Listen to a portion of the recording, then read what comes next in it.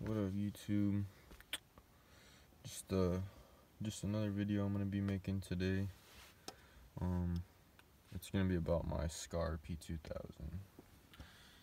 Finally got it back from my girl's car. Well, I've had it for like a month, but it's been so cold that I haven't been outside to do any videos because it's been in like the negatives and shit. Now it's like 45 degrees today.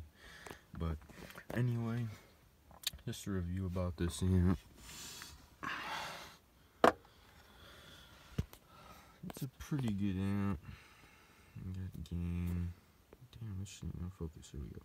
Gain, LPF, subsonic, bass, EQ, which I always leave that shit off. Remotes, RCA inputs.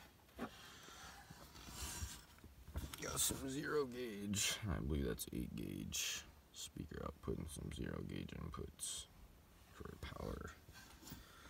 But anyway, I'd say this is a decent amp. It's not really the best amp out there. You know, I've heard so many people telling me to get this amp. I got one from my buddy because he had 2 of them. And before that, he had a RP-1500 pushing his 3 Sundown SA12s and his Avalanche. And he's like, well, I need some more power, so I'm going to just upgrade to the RP-2000 because the 2000 is quite a bit more powerful than the 1500. So I was like, alright, let me get one since he got an RP-2000. Paid $140 for it. Got a little scratches on it, but it works perfect. Like, I haven't had any issues with it other than the sound quality. Now, this amp, yeah, the sound quality from it is not that great. You know, like, because it doesn't really push my subs, you know, like as clean as I wanted them to. Now, I still understand this is a budget amp and everything, but like, don't get me wrong, but like, if you have some like really high excursion subs that are like meant to like be pushed like with low frequencies, like let's say like a Sundown X12 or an X15 or something, or like, I don't know, a Skar ZVX, I definitely don't recommend getting this amp because this amp is definitely more powerful on the higher bass notes than it is on the lower bass notes. Because on the lows, like the lower you play this amp, like the more muddy it sounds, kinda. And there's a guy on YouTube who also made the video about, because I commented on the video, I was like, yeah, it's a good amp, but I was like, I had the same exact problem as he did. He had the sound quality problem. Like, it's definitely more powerful on the higher bass notes, so if you're tuned to like 38, I mean, this really isn't that bad of an amp, but like the sound quality from it is just not that great. I mean, I've had a Power Acoustik amp, I believe the model was a KX2400. That amp was from like 2010 or some shit. I had that a long time ago. That amp was probably only about 800 watts RMS. I had about 240 amp fuses on it, and that was actually a pretty good amp. I mean, it was way overrated. You weren't gonna get anywhere near 3,000 watts out of it, but you know, never gave me any problems, never overheated, wanted to protect, or anything like that. But then, oh yeah, that Power Acoustik amp sounded much cleaner than the Skar. Like, it really did. I didn't think like it would sound cleaner, but it did. Then I got this little MB Quart 1000. That was before I bought my bigger subs. It's a little 1000 water. Model numbers ZA1000.1. Now, this is a Class AB amp, so I understand that it's a Class AB amp, so that's gonna have better sound quality than that. But I had it pushing my MTX 9515. I took that out of the box. I know it's hella dark in here because I have tinted windows, but I even have a light on in here. It's barely even doing anything. had this in my Honda.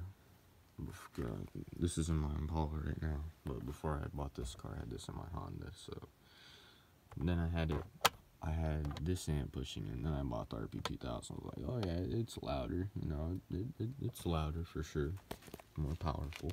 But I was like, this sub don't really sound as good as I thought it would, because, you know, I paid like $340 for this sub.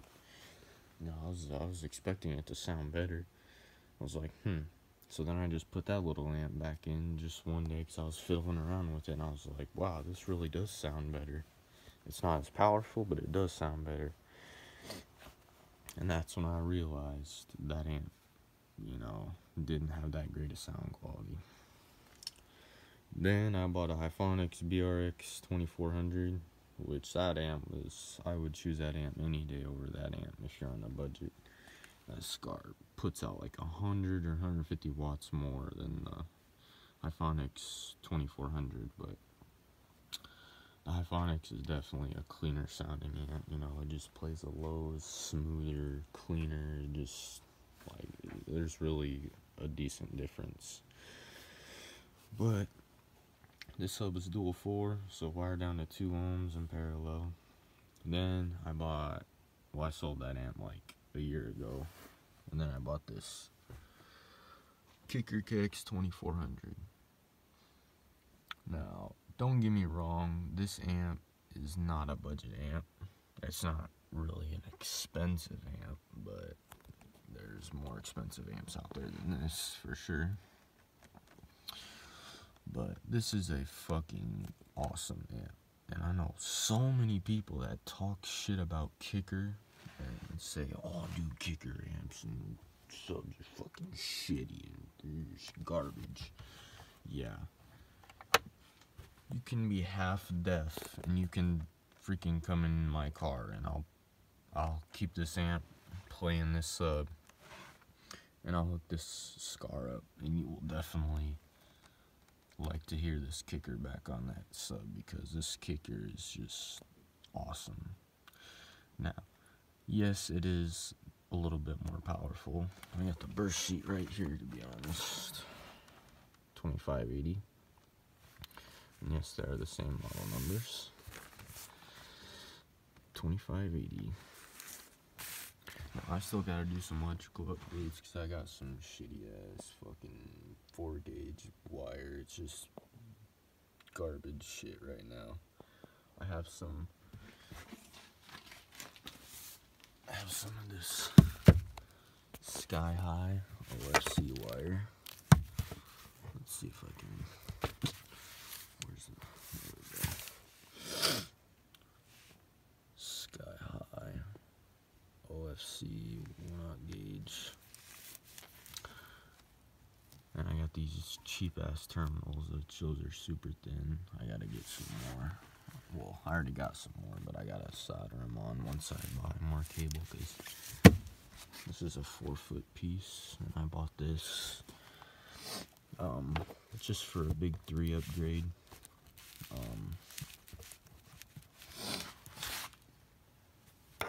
I'm gonna buy about 15 feet more of this, and then some, like 3 feet of the black version of this for ground wire.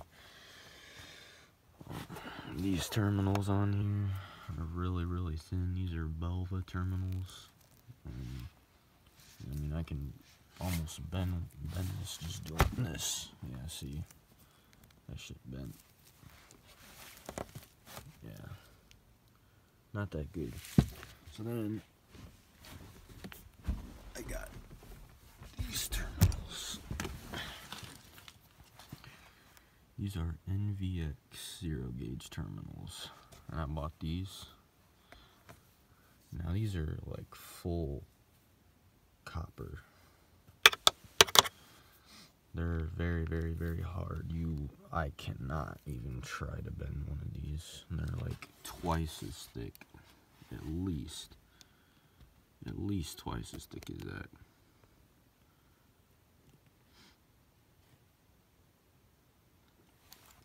So, and I bought these because they actually came with heat shrink instead of just fucking wrapping this shit in electrical tape.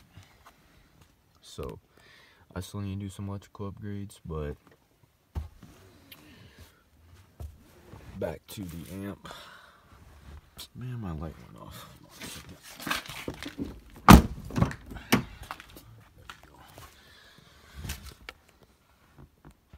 Back to this amp. I think, you know, if you're an SPL guy, like if you're just all SPL and you just want a little 2000 watt amp, go for it, get one of these. But like I'm saying, if you actually have some, you know, quality subs and, you know, you want a clean sounding system, I cannot recommend this amp or the RP-1500 because they both sound the same to me. I have not tried the new RP-1200 or the 800 or the little 350 or the 3500, or now they even have a 4500. I have not had one of those, but I guess they do have better sound quality than these is what I'm hearing from. But this little MB Quart amp is pretty fucking good. It sounds much cleaner than the Skar. So is any other amp that I've ever had. Especially this kicker, man. This paid $350 for this amp used, and it had one tiny scratch on the bottom of it, and other than that, it's like pure brand new, like absolutely no scratches or anything on it besides that little one on the bottom. But like I said, this amp, it's definitely more powerful on the highs. I think the 40 hertz, like how they test the dyno, they use a 40 hertz tone. I think if they were to use like a 25 or 30 hertz tone, this amp would not pass it, because like it don't sound that bad on the highs. Like these amps still sound cleaner on the highs, but like if you're playing lows, like it really sounds pretty muddy. And it's not my box because, well, I have the box inside because I took it out because my sub was frozen, so because it was so cold. But like I said, you know, if you're just SPL and you just want to have some loud bass in your car, go for it. But like if you're like tuned low, yeah, you're really missing out. If you have one of these amps, like you're really missing out how clean your subs could sound, because so many people that have these, you know, that have competition brand shit always talk shit about the other brands like Kicker, and